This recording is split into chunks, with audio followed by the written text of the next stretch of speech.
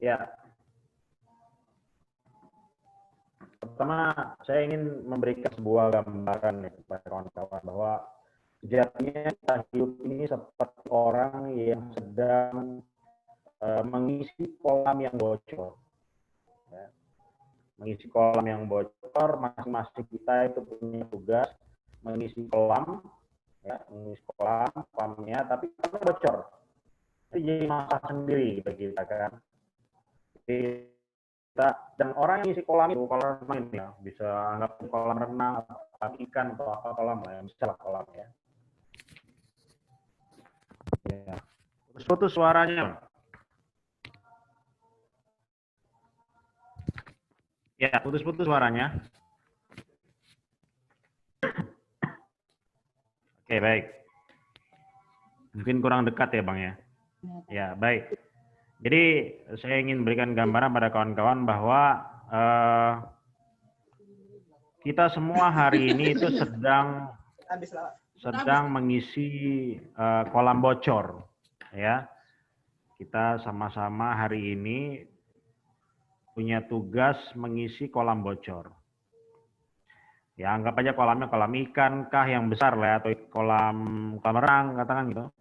Nah, masing-masing kita tuh ada yang mengisinya dengan ada yang pakai sendok, bawa airnya itu pakai sendok, ada yang pakai gayung, ada yang pakai ember, ya kan, ada yang pakai baskom sekali ngisi banyak. Tapi ada juga yang pakai pompa air gede gitu, langsung ngisi aja. Nah, ini tentunya akan jadi masalah kan kalau lubangnya itu sama, bocornya sama, setiap kita itu kalau yang dikasih itu bocornya sama sehingga akhirnya yang ngisinya pakai sendok dia kesulitan memenuhi si kolam kan. Yang enak ya pakai pompa, atau mungkin ada hujan aja penuh aja terus gitu kan, apalagi sekarang Medan lagi hujan ya kan, dia penuh cepat dia menuhi kolamnya walaupun bocor itu nggak jadi masalah ya. Nah, seperti itu. Jadi itu yang pertama yang ingin sampaikan kepada kawan-kawan bahwa hari ini kita itu punya tugas yang sama mengisi kolam yang bocor. Itu ibarat kita hari ini itu sebenarnya Allah kasih kita rezeki, ya kan? Kasih rezeki, kemudian akhirnya dari rezeki yang Allah berikan itu kita disuruh kelola, yaitu bentuk kebocoran tadi, ya. Sehingga akhirnya mampu nggak kita dengan yang diberikan Allah tadi itu kita mampu memenuhi sebenarnya kolam itu tadi. Seberapa cepat kita ngisinya, ya kan, dibandingkan dengan seberapa cepat dia keluar, gitu. Padahal rezeki yang Allah berikan itu kan terbatas ya, unlimited, unpredictable. Itu dasar rezeki itu. Dia ada tidak terbatas dan tidak bisa diprediksi. Ya kan? Cuma ada yang nadahnya itu pakai gelas, ada yang pakai sendok, bawa sendok, ada yang bawa ember, ada yang bawa baskom, ada mungkin yang bawa tong gede, ada yang tadi pakai kolam mungkin dan sebagainya. Nah, seperti itu. Jadi yang jadi masalah adalah ketika akhirnya kita itu bawa gelas gitu untuk nampung tadi, isi kolamnya itu pakai gelas atau mungkin lebih lagi pakai sendok. Padahal jatah yang Allah berikan itu hampir sama semuanya gitu, nggak ada batasannya. Seperti hujan dari langit itu, ya kan, Allah turunkan. Nah, seperti itulah sebenarnya hakikat rezeki Allah berikan pada kita. Ya, itu ya. Nah, jadi itu yang pertama, ya. Kita semua punya kesempatan yang sama untuk mengisi kolam tadi, kolam bocor. Tapi di antara kita ada yang hari ini bawahnya cuma pakai ember, ada yang pakai baskom, ada yang pakai pompa dan sebagainya. Apa yang membedakan? Itu pertanyaan selanjutnya. Apa yang membedakan? Kenapa kok ada yang pakai sendok, ada yang pakai gelas, ada yang pakai ember? Nah, ini ternyata sebenarnya kaitannya dengan kapasitas diri kita. Ya. Kapasitas diri kita yang menyebabkan akhirnya ya itulah yang bisa kita bawa. Itulah yang bisa kita pakai untuk mengisi kolam tadi. Inilah tempat yang bisa kita pakai untuk menadah rezeki yang dikasih Allah kita. Nah itu. Makanya ada yang kok kayaknya antara bulan ke bulan tuh kok susah aja. Tapi ada yang berlebih, ada yang sedekahnya banyak gitu kan. Nah, satu hal yang menyebabkannya adalah masalah kapasitas. Kapasitas kita sendiri, hingga akhirnya ini yang menyebabkan kita daya tampung itu beda-beda. Nah, itu yang pertama. Yang kedua, ya, sumber pendapatan. Nah, kalau kita bicara yang bocornya tadi, ya udahlah, bocornya pasti kan sama. Ya. Pengeluaran kita nyaris sama, ya, pengeluaran keluarga, anak sekolah, makan, ya kan, listrik, air dan sebagainya nyaris sama lah. Perbedaannya pun tidak terlalu signifikan, ya kan. Rata-rata satu anak ngabisin berapa, makannya pun juga begitu kan. Tapi kita punya potensi sebenarnya untuk mempercepat proses ngisi kolamnya tadi. Dia dengan apa? Menambah, kan? Menambah sumber pendapatannya. Nah, ini yang kadang-kadang sering kali kawan-kawan nggak perhatikan karena terlalu fokus dengan terlalu fokus dengan pengeluaran, sehingga akhirnya nggak melupakan sisi positif satunya lagi. Ya, yang satunya lagi apa? Ya kita bagaimana bisa menambah sumber pendapatan. Nah, sebenarnya secara ini ada tiga sumber pendapatan. Yang pertama itu ada pendapatan harian yang bisa kita dapat tiap hari, ya bisa kita dapat tiap hari. Wah, misalnya kayak orang jualan cendol misalnya kan, itu bisa tiap hari dia dapat. Ya. Atau yang sifatnya rutin lah, ya. Kemudian ada juga yang mungkin ya per minggu atau yang per bulan, yang gaji sudah bekerja, ya, yang bekerja. Nah ini dia dari gaji. Ya, mungkin ya kita hari ini mungkin kawan-kawan yang di Human Initiative mungkin ada honor bulanan gitu kan. Nah, itu gaji bulanan. Ini pendapatan bulanan, ya kan. Nah kemudian ada juga yang mingguan, mungkin ya pekanan gitu, kayak kawan-kawan yang bangunan itu kan dia tiap pekan gitu dapat gaji. Nah ini yang kedua, ya. Jadi yang pertama itu sebenarnya sumber pendapatan itu ada yang harian, yang kedua itu adalah bulanan atau mingguan yang sifatnya gaji tetap reguler, dan yang ketiga ada rezeki harimau, ya, ada rezeki harimau. Nah ini sebenarnya tiga hal ini kalau kita bisa maksimalkan, ya kan, kita sebenarnya punya peluang mempercepat isi kolam tadi. Cuma karena mungkin kita terlalu sibuk hingga fokus kita itu cuma ke mungkin ya tanda kutip hanya ngejar yang gaji bulanan tadi, sehingga yang kesempatan-kesempatan yang lewat untuk kita dapat penghasilan harian atau rezeki harimau itu sering lewat. Nah gitu. Nah contoh ya, rezeki harimau itu kayak gini misalnya. Jahatnya aku. Ya, oke. Jadi rezeki harimau itu salah satunya misalnya kita dapat project. Ya misal contoh kayak Bang, ini ada saya lihat tadi siapa, ada satu rekan ini, Bang Bustamin. Ya, Bang Bustamin dia buat aplikasi.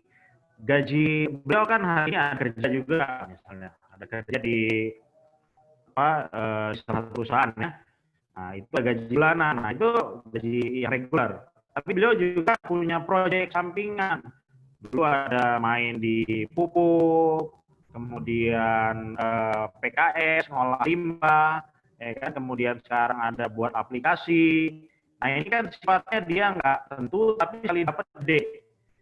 Nah ini namanya rezeki harimau, ya.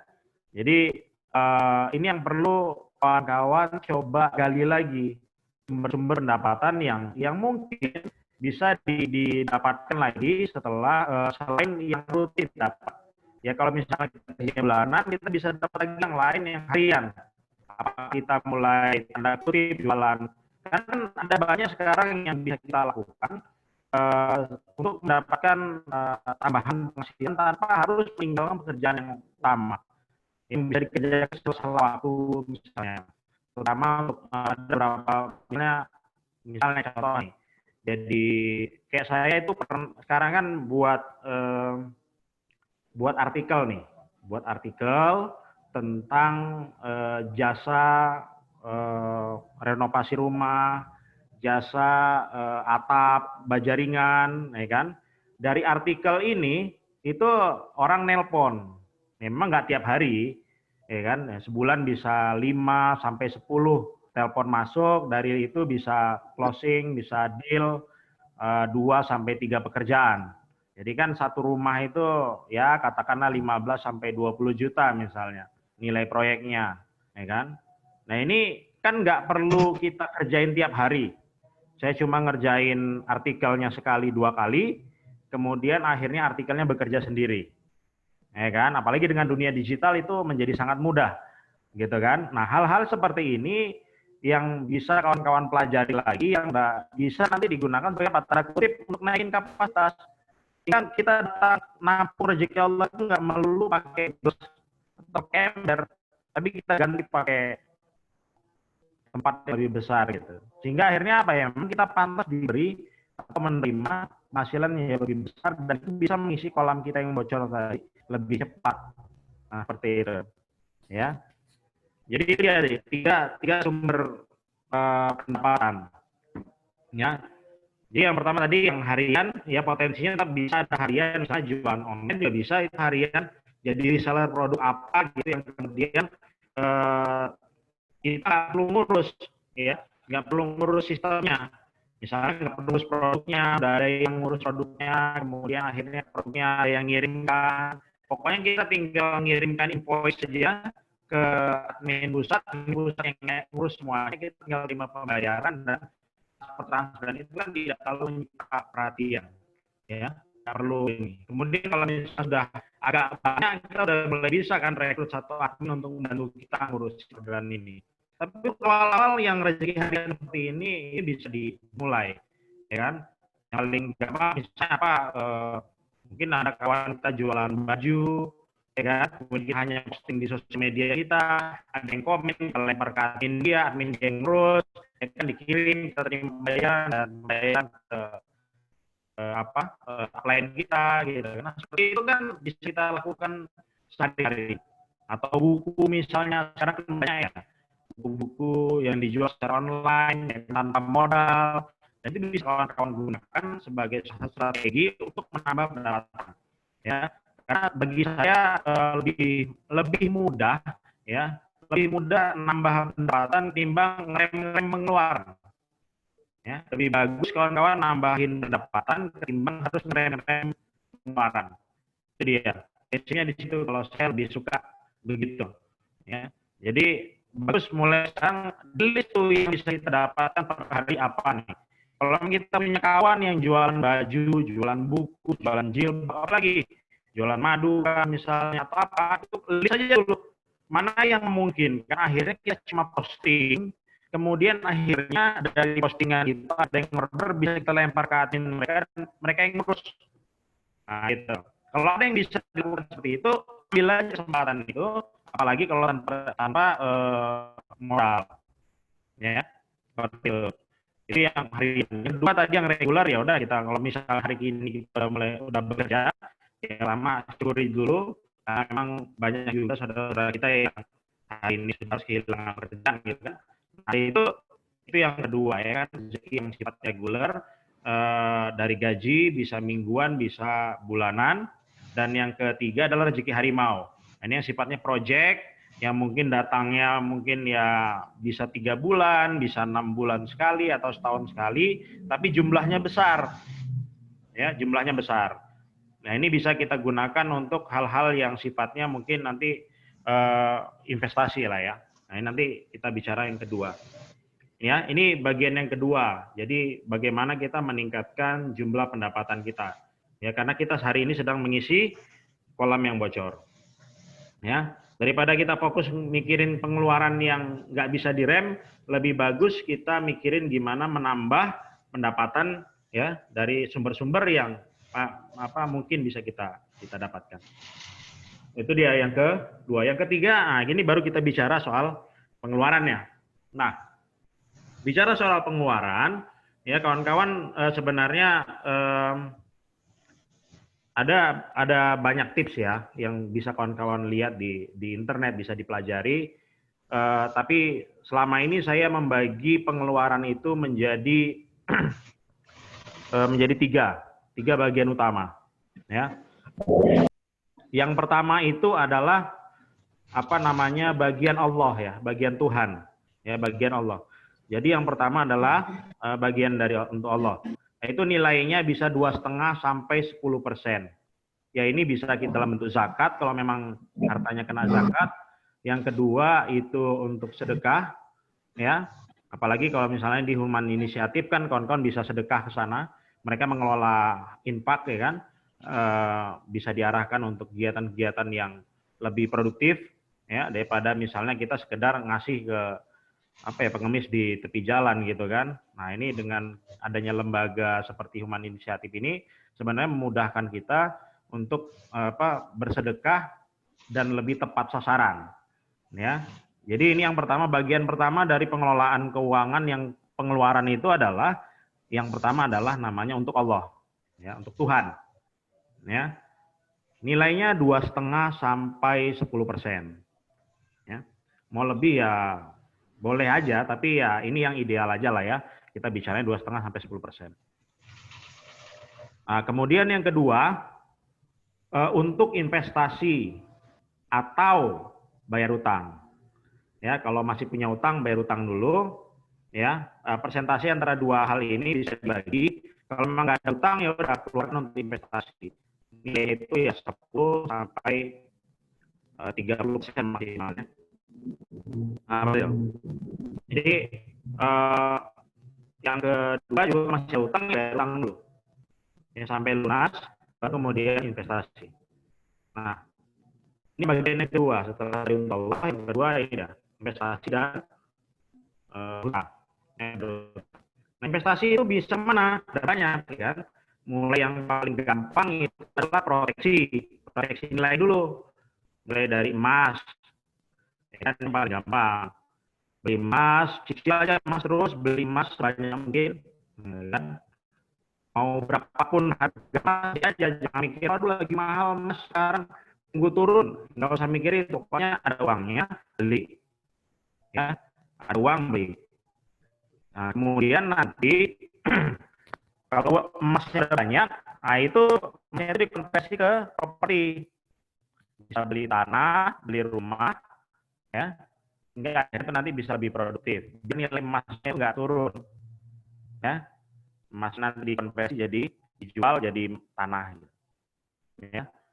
Misalnya harga tanah 30 juta, nanti emasnya 30 gram udah konversi jadi tanah. Ya. Jadi investasi dia ke emas lo, kemudian nanti ke properti ya. Kemudian juga nanti ada banyak lah instrumen investasi yang bisa kawan-kawan gali lagi ya. Nah, ini yang kedua, investasi dan bayar utang. Yang ketiga ini yang menarik ya, saya dapatkan dari Pak Ahmad Ghazali bahwa ternyata secara psikologis ya, secara psikologis manusia itu terutama orang Indonesia itu memang nggak bisa megang banyak ya, karena memang sejak kecil itu sudah diajarkan bagaimana menghabiskan uang. Coba pelajaran pertama kita membaca itu ini Ibu Budi. Ibu Budi pergi ke pasar. Ngapain ke pasar? Nggak ada saya temukan Ibu Budi jualan, ya. Nggak ada. Pasti Ibu Budi belanja. Nah, dari aja kita sudah diajarkan untuk kalau punya uang ya dibelanjakan. Dan kita sakit kepala itu kalau punya uang, uangnya belum habis. Ya, apalagi nih yang mau di apa ya? Dibelanjakan ini. Ya. Itu jadi apa ya? Semacam penyakit psikologis kita.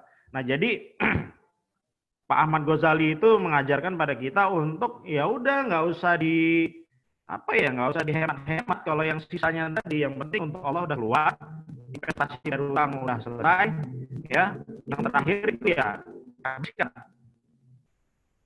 untuk anak sekolah ya kan, untuk makan dan sebagainya. Bang, kalau misalnya nanti di akhir bulan ternyata masih ada sisa 200-300 ribu, itu kita tabung aja. Oh enggak, habisin aja. Ya, dihabisin aja. Jadi itu biar apa? Biar kita tuh psikologis puas. Nah, ketidakpuasan itulah yang menyebabkan kita pengen jajan terus. Sehingga simpanan kita itu habis buat jajan. Maaf ya.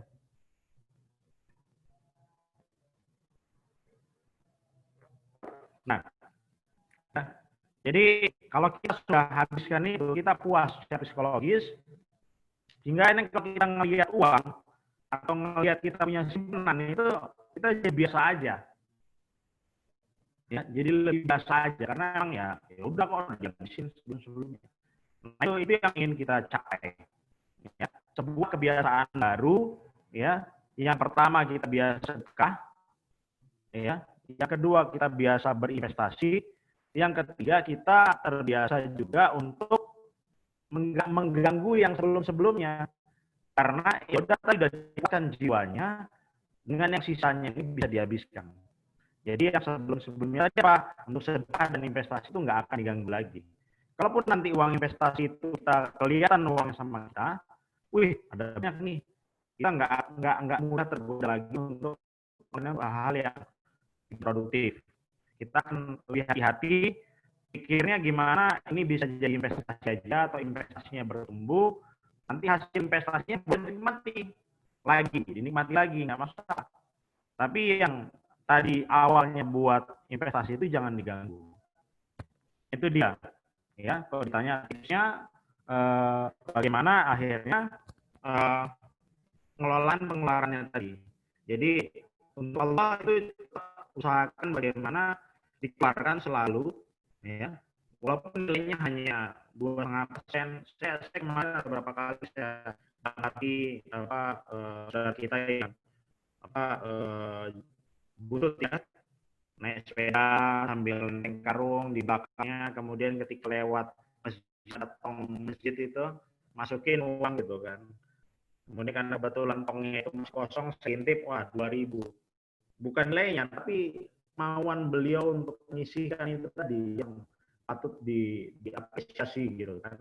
Bahwa di tengah kesulitannya dia masih mau gitu, menyisihkan untuk Tuhannya gitu. Ya, ya mungkin nilainya kecil di mata kita, tapi di mata Allah itu luar biasa. Ya, apalagi kalau misalnya ya hari ini ya bisa dikelola secara lebih produktif. Dan kawan-kawan di Human Initiative itu punya program-program yang bisa dijadikan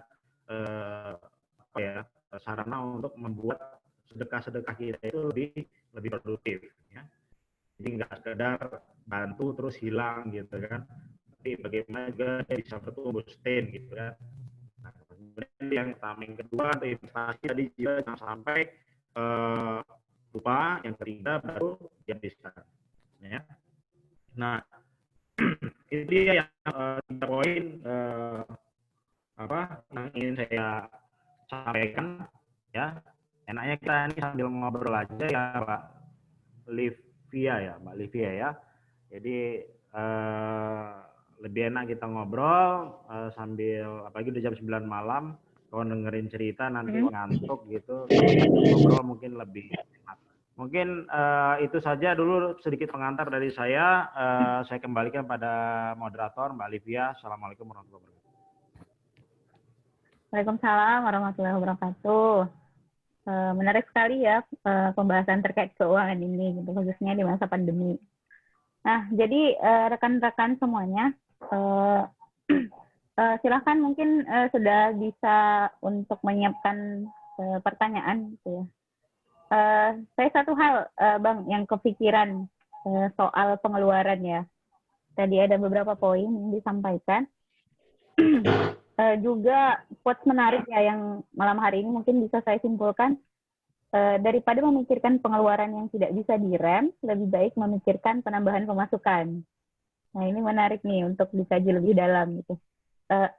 Saya kemudian terpikirkan melihat kondisi hari ini yang mungkin karena kita aktivitasnya kebanyakan di rumah, kemudian waktunya juga banyak yang kosong gitu, sehingga mungkin tingkat untuk belanja online gitu semakin meningkat juga nih Bang gitu ya, dengan banyaknya e-commerce hari ini, kemudian juga bisa meningkatkan intensitas masing-masing orang untuk belanja online gitu. Yang awalnya nggak ada niatan mau beli satu barang, tapi karena menarik untuk dilihat, walaupun sekiranya tidak butuh gitu kan, mau tidak mau akhirnya terbeli gitu. Padahal sebenarnya tidak begitu butuh. Gitu. Itu mungkin salah satu tantangan kita juga hari ini ya. Baik teman-teman, silahkan untuk menyiapkan pertanyaan. Sembari rekan-rekan menyiapkan pertanyaan, mari sama-sama kita menyaksikan cuplikan video singkat ya dari Human Initiative. Oke.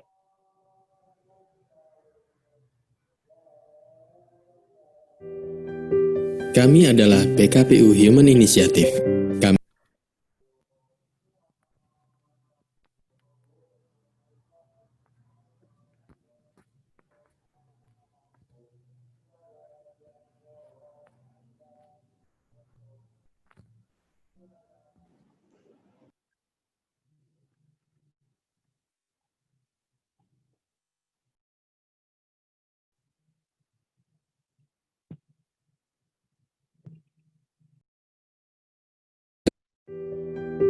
Kami adalah PKPU Human Initiative. Kami adalah lembaga kemanusiaan yang berdiri sejak tahun 1999. 17 tahun perjalanan kami bukanlah sebuah pencapaian, melainkan sebuah proses untuk meningkatkan semangat kepedulian.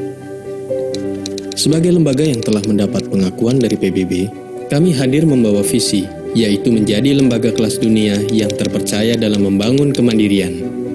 Kami menjalankan tata kelola kelembagaan yang baik, yaitu keterbukaan, akuntabilitas, tanggung jawab, profesional, kewajaran, lalu menjadikannya fondasi dalam membangun lembaga, di mana pendayagunaan program, kemitraan strategis, riset dan pengembangan, pembangunan kapasitas, serta kerjasama nasional, regional, dan global akan menjadi pilar penopang untuk terwujudnya visi lembaga.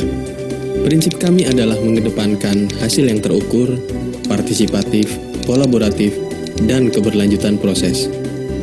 Berorientasi pada hasil yang terukur, kami menjadikan Sustainable Development Goals atau SDGs sebagai indikator yang akan dicapai dalam membangun kemandirian. Kami menjalankan program-program kemandirian secara partisipatif, kolaboratif. Demi mewujudkan solusi peduli, kami tidak bekerja sendiri. Kami bersinergi dengan berbagai pihak. Keberlanjutan proses yang dimaksud adalah membangun sistem yang akan membantu masyarakat dan memanfaatkan sumber daya yang ada. Dengan bekal tersebut, masyarakat akan mampu melakukan aksi untuk memberdayakan diri mereka. Proses ini akan terus berlanjut, sehingga kemandirian dapat terwujud. PKPU Human Initiative memiliki kantor cabang yang tersebar di Indonesia. PKPU Human Initiative bergerak secara global.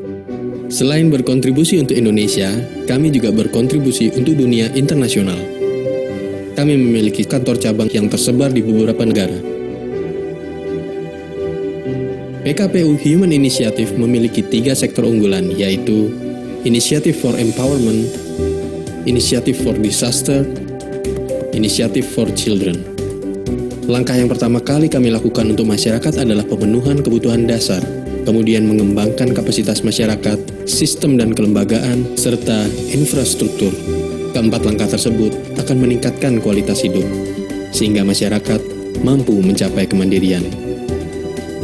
Yang menjadi target utama PKPU Human Initiative dalam menjalankan program adalah mengembangkan pengelolaan aset masyarakat yang berkelanjutan. Aset atau modal tersebut adalah manusia, sosial, finansial, dan infrastruktur.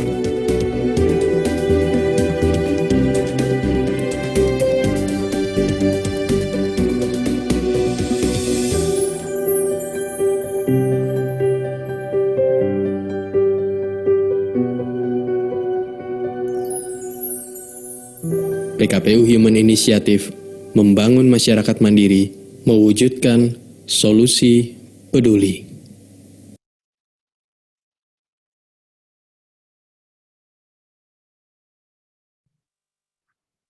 Baik. Berikut tadi cuplikan video profil Human Initiative ya.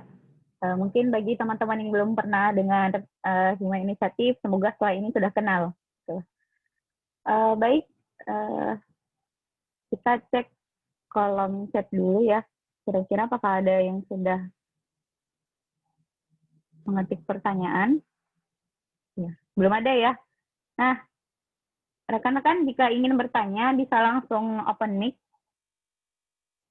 atau raise hand terlebih dahulu.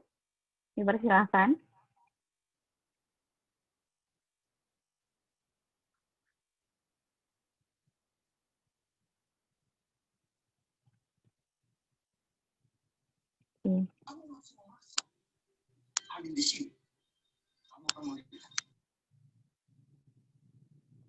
Nah, ini ada pertanyaan nih Bang di kolom chat. Saya bacain aja kali ya. Dari Kak Ida Mayasari. Bagaimana pandangan Abang tentang investasi reksadana? Apakah Abang ada rekomendasi jenis investasi halal? Masya Allah nih ya, lebih kepada investasi. Untuk pertanyaan pertama, mungkin bisa dijawab dulu Bang, tentang investasi reksadana. Oke, ya, tentang reksadana ya. Jadi kalau sebenarnya gampangnya gini aja lah. Kita kan punya Dewan Syariah Nasional yang dari MUI, ya kan? Nanti bisa dilihat di sana bagaimana pandangan MUI terhadap reksadana, pasar modal dan sebagainya.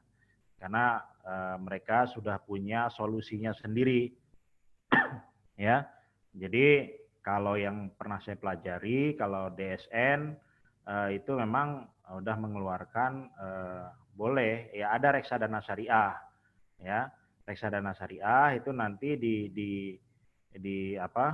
ada pengendalinya, ada manajer investasinya yang mengelola dana kita. Nanti mereka yang akan membagi uang kita itu ke beberapa instrumen investasi lainnya. Jadi reksadana ini semacam apa ya, patungan dari beberapa orang, kemudian nanti dari patungan ini si manajer investasinya itu akan menginvestasikan dana kita itu tadi dengan beberapa kawan kita itu ke beberapa instrumen, ya. Salah satunya mungkin ini ada yang ke pasar modal, ya kan, saham, ada yang ke obligasi atau sukuk, ya kan, ada yang lain-lainnya lah. Nah itu nanti, tapi semuanya kalau yang reksadana syariah itu si manajer investasinya harus meletakkan dananya ke instrumen investasi yang sesuai dengan kaidah syariah. Ya, kaidahnya sudah dikeluarkan oleh MUI dan itu bahasanya ya MUI sebagai institusi yang bisa kita percaya untuk mengeluarkan ini boleh tidak boleh gitu kan, ya ikuti aja. Ya, walaupun juga ada beberapa ulama lain yang memberi catatan untuk reksadana ini, ya seperti itu. Ya, tapi MUI itu sudah mengeluarkan boleh ya ada reksadana syariah bisa dipakai. Ya, kemudian rekomendasi investasi yang halal. Ya sebenarnya emas itu investasi halal, tanah itu investasi halal, properti investasi halal. Ya silakan aja. Reksadana juga sama MUI dibilang ada yang syariah artinya halal, ya kan? Nah, seperti itu. Atau pasar modal juga dibilang di MUI juga udah keluarkan juga ada namanya Jakarta Islamic Index yang itu perusahaan-perusahaan dalamnya itu udah ada kaidahnya juga itu kenapa dia dimasukkan ke dalam sana dan itu dia kategorikan perusahaan yang secara syariat aman gitu kan. Nah, itu silakan situ kalau misalnya mau cari yang aman. Kalau nggak mau di sana dianggap itu misalnya gini, kawan-kawan punya penilaian sendiri bahwa reksadana itu tidak halal, kemudian pasar saham juga nggak halal, ya silakan tinggalkan saja, ngapain pusing-pusing.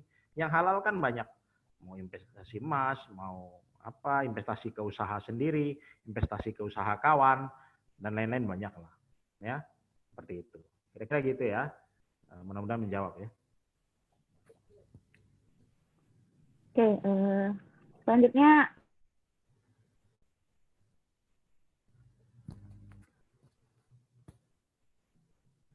Bang, kita ini sudah irit nih. Udah irit nih keuangannya, tapi kata teman-teman saya nih pelit kali. Semuanya hitung-hitungan. Gimana tuh Bang, supaya nggak dikatakan pelit? Masya Allah pertanyaannya. Baik Bang, silakan Bang, biar nggak dibilang pelit gimana Bang?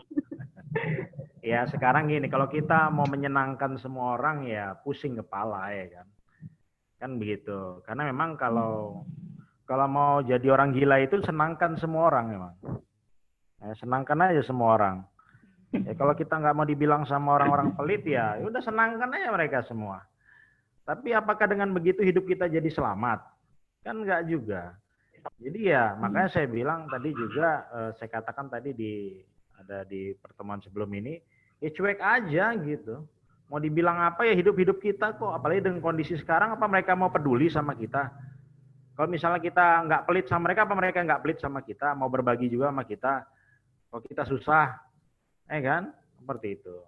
Jadi ya, makanya saya bilang tadi, ya kan Mbak Livia pun tadi garis bawahi bahwa fokusnya jangan ke pengeluarannya, fokus gimana biar bisa nambah pendapatan. Sudah saya sebutkan juga kan beberapa sumber pendapatan lain yang bisa kawan-kawan gali. Coba digali itu, ya. Itu dia mungkin ya Mbak Livia ya. Ya baik, masih ada lagi nih Bang pertanyaannya. Ya, monggo. Dari Yunita Tarigan. Bang mau bertanya, kira-kira investasi jenis apa yang bisa dilakukan untuk pemula yang baru nabung untuk berinvestasi agar uang terus berputar dan nambah dengan uang yang belum banyak? Oke. Kayaknya yang tertarik dengan investasi nih ya Bang ya. Mungkin belum paham ilmunya nih. Iya, untuk pemula nih Bang, gimana kira-kira? Pertama begini ya, kawan-kawan kalau kita bicara investasi, investasi itu adalah dari uang lebih yang kalau hilang kita nggak masalah. Ya, coba digarisbawahi. Investasi itu dari uang lebih yang kalau itu hilang kita nggak masalah, nggak stres kita. Ya. Tapi kalau kita masih sakit hati kalau uang itu hilang, itu jangan dipakai uangnya buat investasi. Simpan aja, tabung aja. Ditabung aja, masukin celengan lah. Ya. Seperti itu. Tapi kalau kawan-kawan mau bicara investasi, maka bicaranya siap uangnya hilang. Ya, itu dia. Jadi kalau ditanya investasi untuk pemula, yang paling gampang tadi emas, itu paling gampang. Walaupun sebenarnya juga ada sebagian orang mengatakan emas itu bukan investasi, tapi lebih tepatnya proteksi nilai. Ya. Agar nilai uang kita itu nggak tergerus inflasi.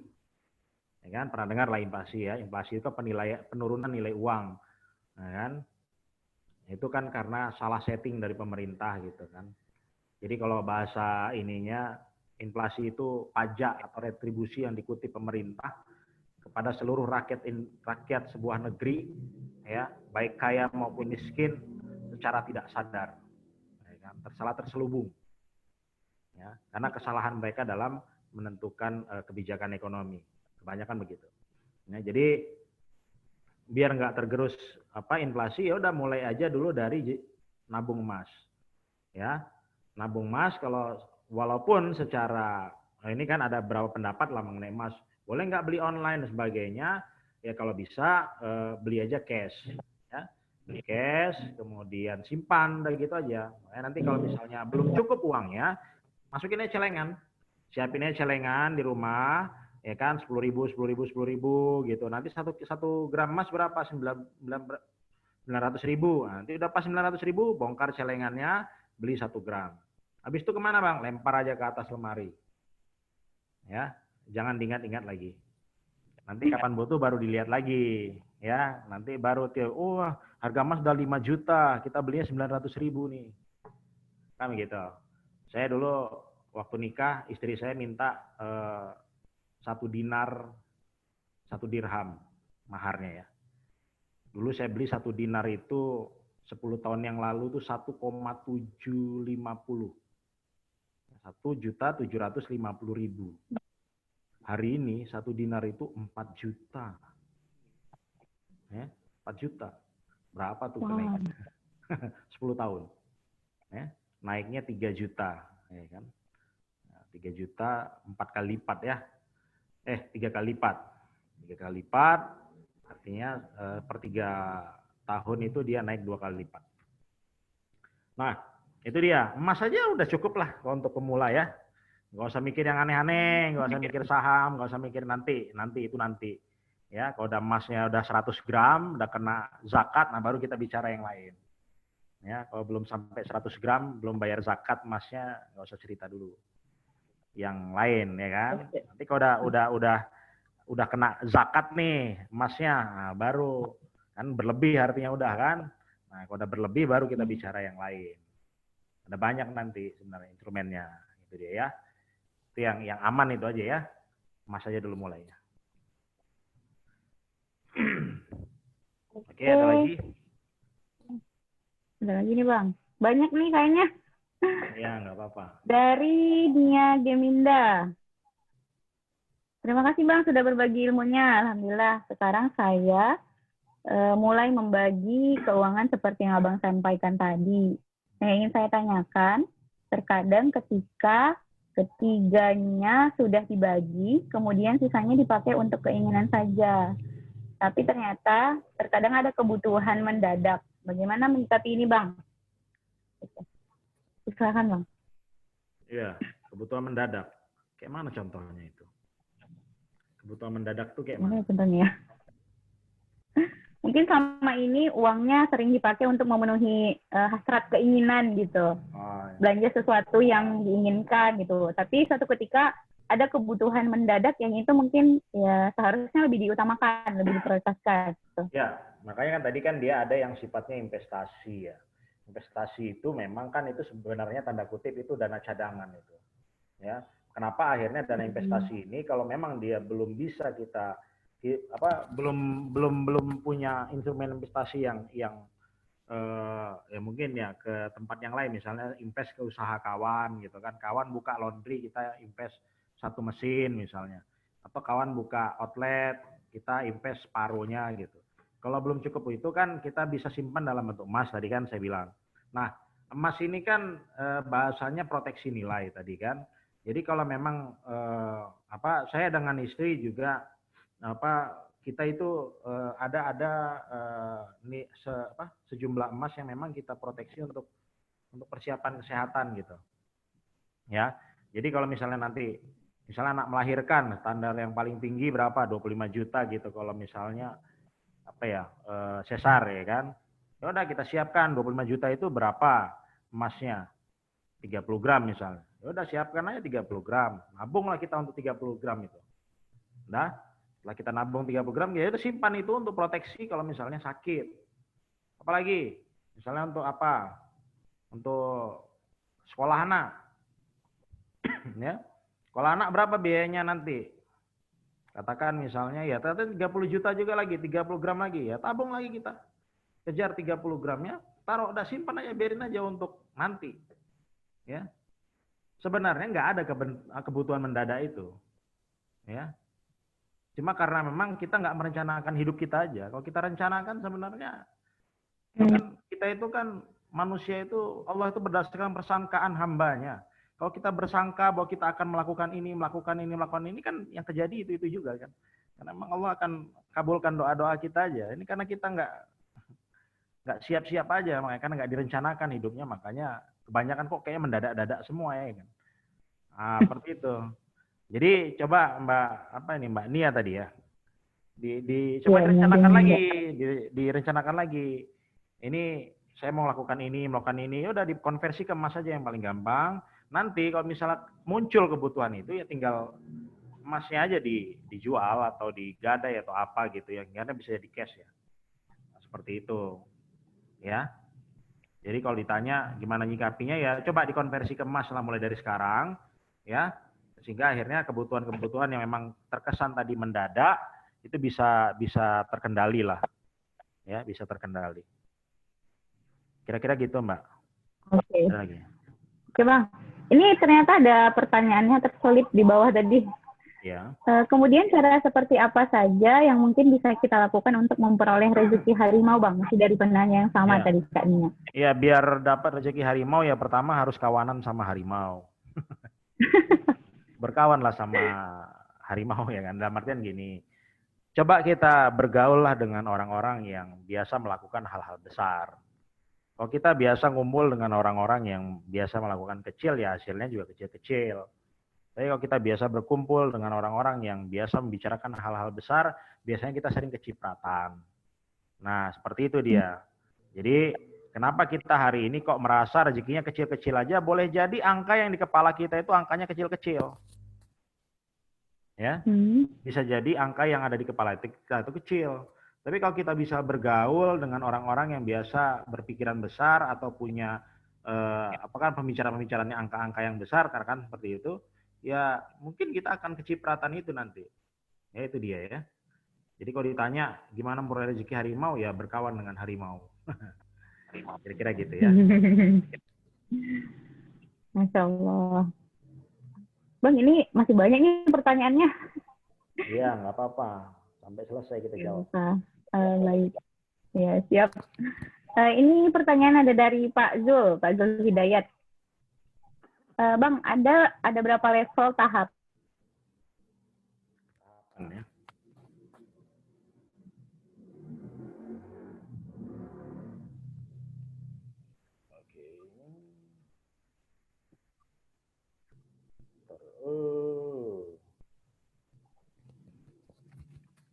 Oke ya, coba saya jawab aja ya.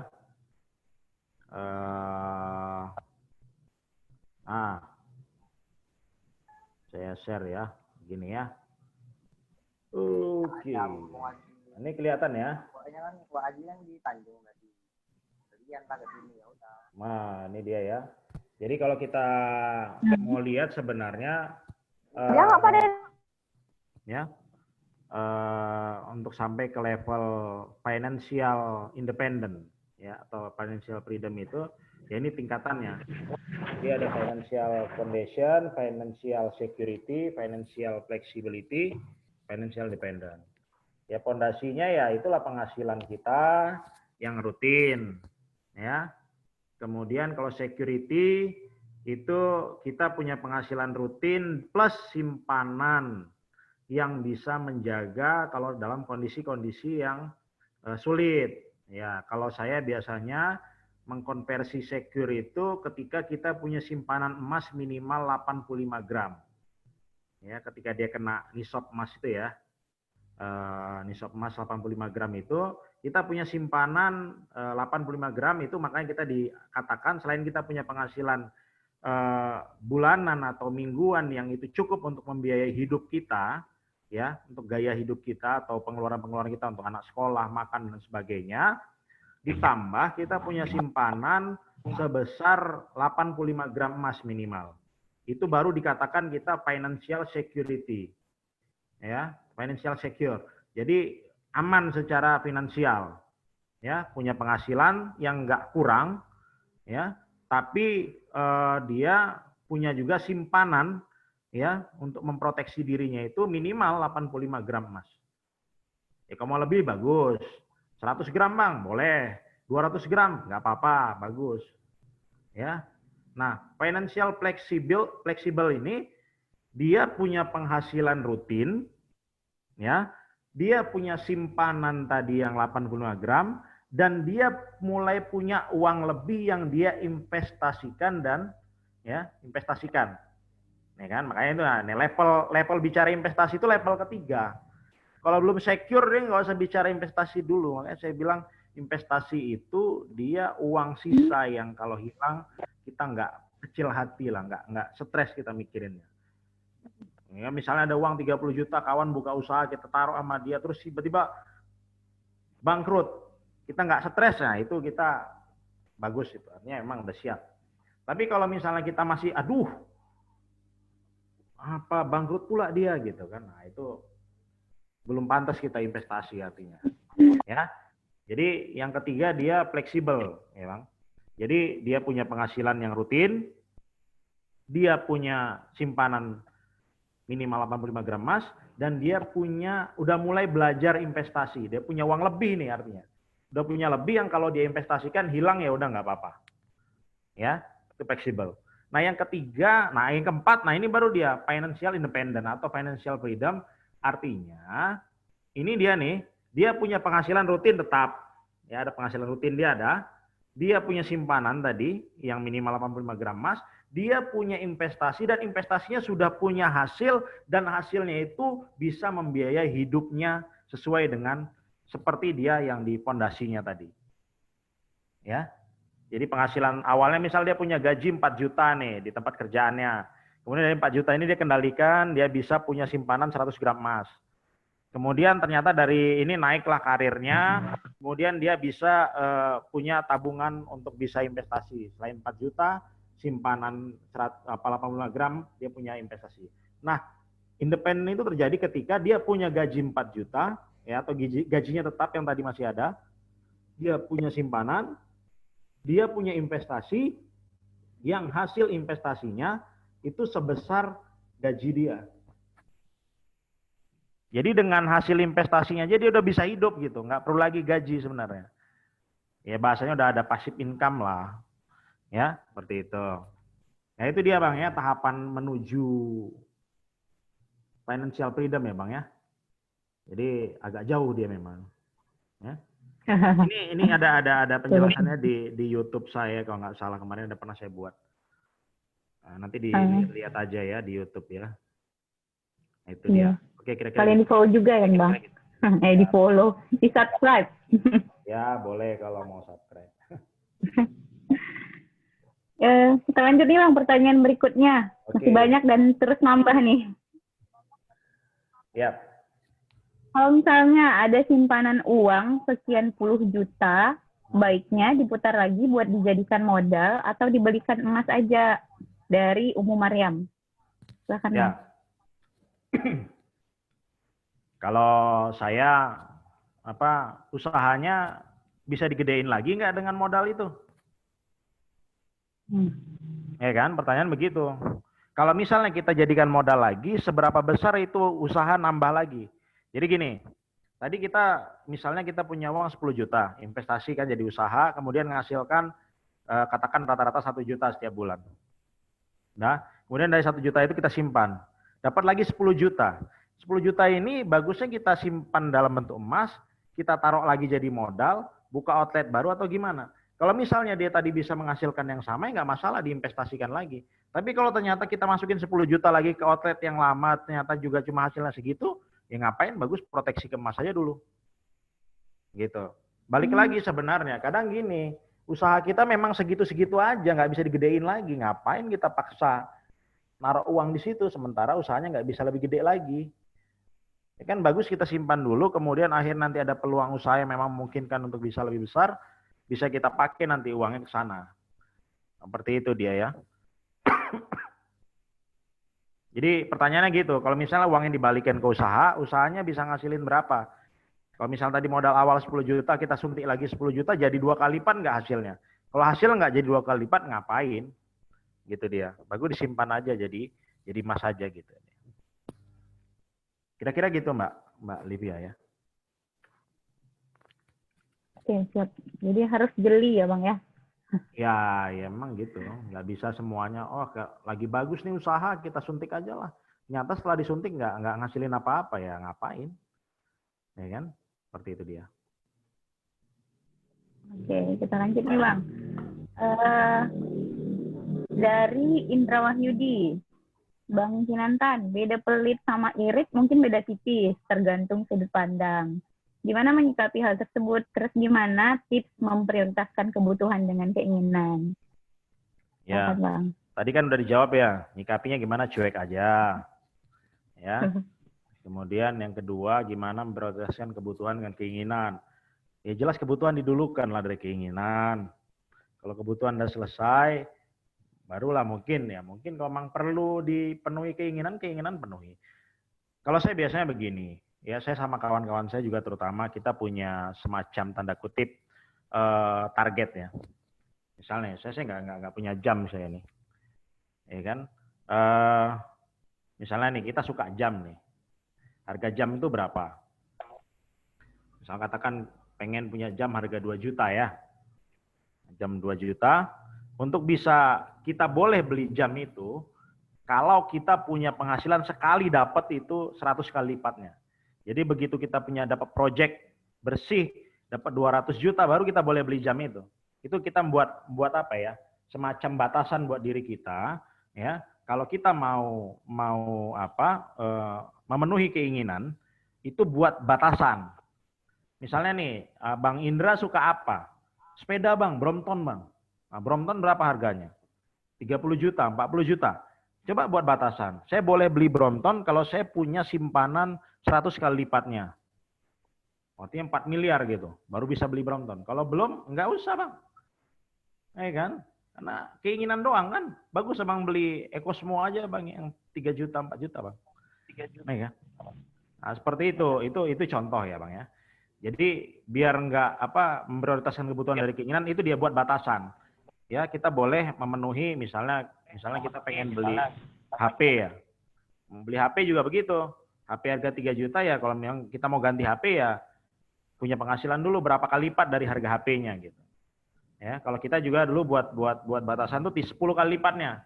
Ya harga HP 3 juta, maka setelah punya penghasilan 30 juta baru boleh ganti HP yang 3 juta. Kalau belum nyampe situ, ya janganlah pakai yang biasa-biasa aja lah dulu. Nggak usah gaya-gaya kali ya kan. Apalagi pakai iPhone yang harga 12 juta, 14 juta ya kan. Nah itu nggak perlu. Ya kira-kira gitu ya Bang Indra ya. Biar keinginannya nggak jadi prioritas dia. Menurunkan gengsi juga ya Bang ya. Iya kan. Biar gak boros. Iyalah, ya ngapain juga diikuti gengsi ya kan. Nah, seperti itu. Karena saya lihat ya, saya perhatikan juga beberapa kawan-kawan saya yang penghasilannya miliaran juga orangnya slow-slow aja kok. Ya, kan? Jadi nggak terlalu menonjol juga dari penampilan harus ini, enggak juga. Saya lihat ya biasa-biasa aja kok. Ya kan? Jadi kita yang hasilnya belum miliaran ya nggak usah lah banyak kali gaya. Ya. Gitu ya. Eden kali ini Bang. Betul. Iya. Oke. Itu dia contohnya. Oke. Siap. Pertanyaan terakhirnya nih Bang. Channel YouTube-nya apa nih Bang? Channel YouTube. Nah, itu udah dijawab itu ya. Pertanyaan terakhir.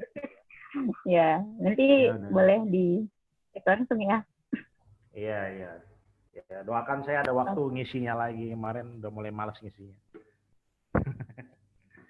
Oke, ada lagi? Ya, Bang. Iya. Kalau nggak ada lagi, alhamdulillah. Udah habis nih Bang pertanyaannya. Oke, siap. Nah, jadi berhubung pertanyaan sudah habis, mungkin kita sudah sampai di penghujung acara ya. Jadi kami ucapkan terima kasih kepada Bang Kinantan yang sudah banyak sekali menginspirasi kita malam hari ini. Dan saya mintakan untuk bisa kasih closing statement, Bang. Ya, closing statement ya. Baik, ya jadi terkait dengan pertanyaan dari Bang Jul Hidayat tadi bahwa kita semua harus punya mimpi untuk bisa financial independent. Ya, financial independent itu terjadi ketika pertama kita punya penghasilan rutin yang masih kita terima. Yang kedua, kita punya simpanan ya sejumlah minimal 85 gram emas.